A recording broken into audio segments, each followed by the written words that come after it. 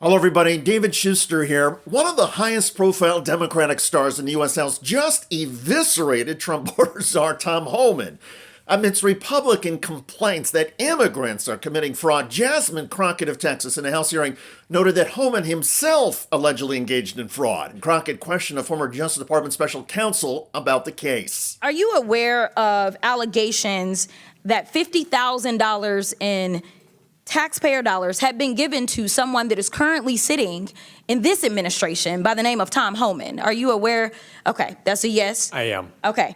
And last I checked, and correct me if I'm wrong if you have different information, but he was given that $50,000 in exchange for being able to provide contracts and kickbacks to people as soon as Trump was going to get into office. The DOJ was actually investigating this, but as soon as Trump got into office, last I checked, he actually said, go ahead and throw away that case. So it was a Department of Justice investigation, and he accepted the money from an undercover FBI agent in cash. Are you aware as to whether or not we ever got that $50,000 back? I'm not. Oh, okay. Are you aware as to whether or not this committee has decided to investigate that? I'm not. Are you aware as to whether or not any committee in Congress has decided to investigate the fact that we know that he took $50,000 from an undercover officer, and yet we still don't have that money, nor does he have any charges? I'm not. As Crockett underscored, the Trump Department of Justice dropped the Homan investigation, and congressional Republicans have refused to allow any hearings on Homan.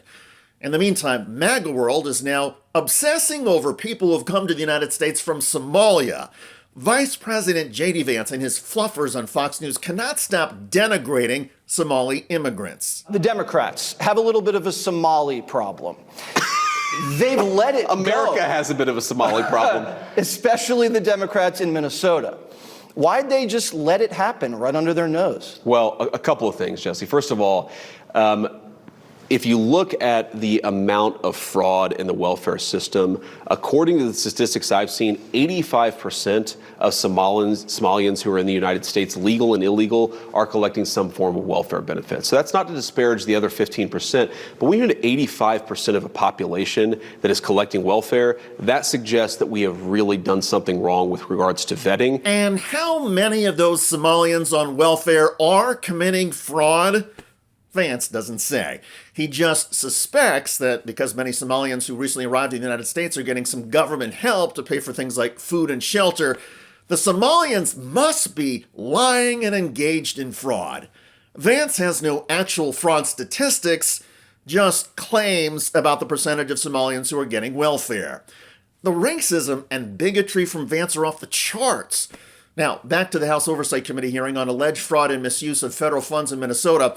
Congresswoman Crockett asked each of the witnesses a simple question. For each of you, and we can start at the far end, do you believe that all Somalis are engaged in fraud? I do not, and I'd like to... Okay, just yes or no. Next. Of course not. Oh, absolutely not. We have good Somali people in our state. Okay. Absolutely not. Okay, thank you so much. I just want to make sure I level set because it seems like we want to continue to, especially as we just heard those particular articles entered into the record, we want to continue to just make it seem as if you are Somali, then somehow you are a fraudster. Which is exactly what Vice President Vance and others in the Trump administration keep alleging.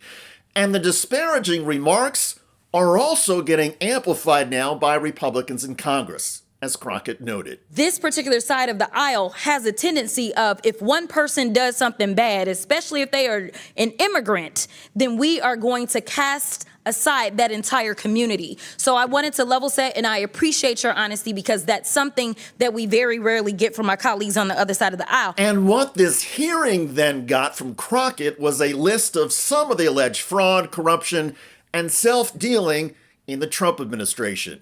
Watch. A $300 million ballroom, a $230 million payout from the Department of Justice because the president got his feelings hurt because he had to be investigated for being a criminal.